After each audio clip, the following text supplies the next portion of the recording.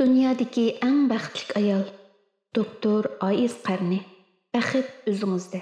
Zinhor qo'ldan bermang. Alloh shuningdan keyin biror ishni maydonga keltirishi mumkin. To'kilgan yoshlar va o'rtangan dillarni aslang. Bir adib aytgan ekan, mubodo sen o'zingni vaqt bilan to'xtamlashgan deb qarab turmushingdagi barcha ishlarni ko'ngil hislaring bo'yicha o'rlashtirsang, shundaqla buningdan mamnun bo'lsang, undaqda bu to'xtam kuchga ega bo'lmaganda yoki sen bilan g'oyang orasiga to'silg'i tushganda o'zingni qayg'u alamga qo'yib bo'ladi. Ammo ishlarning navbatlashib turadiganligini, erishish bilan yo'qotishning bir tuqqanligini, turmushning sana bergan sovg'asini menga unutib qolmaydiganligini, uni hamon kelib elib ketadiganligini, buning mayli katta qasrlarda bo'lsin yoki oddiy ko'lbalarda yashsin, barcha odam bolalarining turmush ekanligini tunib yetgan bo'lsang, u holda qayg'u hasratni yengiltishga urinib baq. Ko'z yoshlaringni surtib, chunki ofat kuchragan yolg'iz sen emas. Külpetlik, qayg'uliq yillarda sen yo'liqqan masalalar notunishmi emas, nohaqmi emas. Burunqi gunohlaringiz uchun pig'am chekmang. O'ylab beqing, qaysi amallar bilan uni yo'laysizkin? Baladan duo tug'lar. Bu kishilar asla baxtli emas. Rahat parag'at yashaydigan kishilarga havas qilmang. Amaliyot ular to'limi bichora. Faqat o'zining hashamatchiligi uchun pul xarjlashga ko'ngil bildigan, halol harom demay, nafsiy xohishi va huzur halovatga berilib ketgan kishilar hargizmi baxtli emas. Amaliyot ular besim, andisha va g'am ichida jafoliq turmush kechirdi. Chunki Allohning yo'lidan chetnab, Allohga osiylik qilib baxt topolgan birmi odam yo'q. Shunga kayib safoda yashayotgan ashu kishilarni shod-xo'ram ko'ngillik deb o'ylab qolmang. Tamoman undaq emas. Shoxtam o'ylab turayotgan bir qism nomrod ayollar hashamatli qasrlarda uxlaydigan ashu ayollardan texmi baxtli.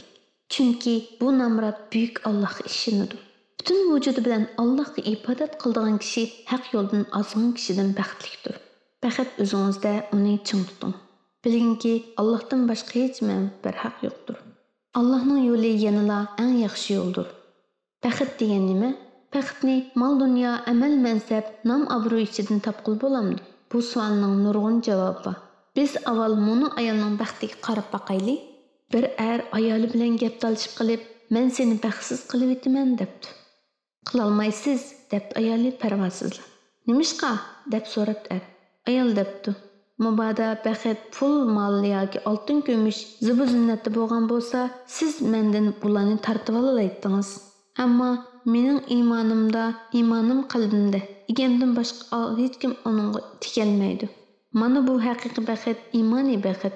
Faqat idisi, ruhi, Allohning qizg'in suyish bilan to'lgan ash kishilar buni tushunib yetalaydi. Baxit yegona Allohning ilkida. Biz Allohga sig'inish, itoat qilish orqali baxit izlashimiz kerak. Baxit izlashning yegona usuli Allohning elchisi elib kelgan haqdan o'rganishdir.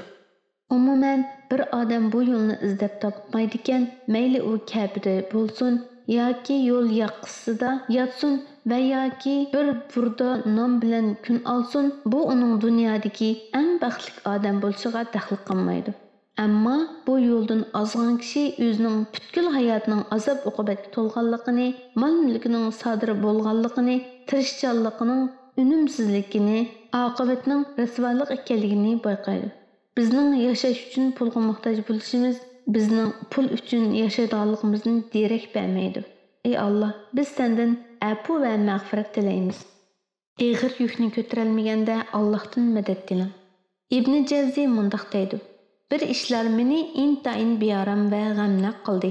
Men bu ishlardan qutulishning amali bormi yo'q deb o'ylanishga boshladim. Ammo ushtim tut muni oyatni o'qib qolguncha hech bir chiqish yo'l topolmadim. Kimki Allohdan qo'rqadigan, Alloh uningga bir chiqish yo'li beradi. Shuning bilan men taqvodorlikning barcha xafaligini hal qilishning chorasi ekanligini tunib yetdim va taqvolik yo'liga mangandan keyin tezla chiqish yo'li topdim. Donolarga nisbatan taqvodorlik barcha ishlarni yaxshi burashning usuli. Ofatning kelishi faqat jinoyatning natijasi. Faqat tavba uni yo'qota oladi. Qayg'u, hasrat va g'am andishsiz sodir qilgan jinoyatning jazosi, masalan, namoz qil qardingiz, boshqa musulmonlarning g'aybatini qildingiz, kinish va boshqa harom ishlarga diqqat qilmadingiz. Kimki ulug' Allohning shariatiga xiloflik qildi ekan, buning uchun chuqur badal to'laydi. Bəxtni yaratqan mehribon, shafqatli yegan Alloh tursa, siz qandoqsiga Allohdan boshqadan baxt izlaysiz? Navoda insonning baxtini kontrol qilish iqtidori bo'lsa edi, dunyoda hasrat chekadigan birmi odam bo'lmas edi. Sizni amalsiz qoldiradigan barliq xiyollarni cho'rib tashlang. Diqqatingizni yig'ib, muvaffaqiyat izlang. Shundala mangu mag'lub bo'lmaysiz.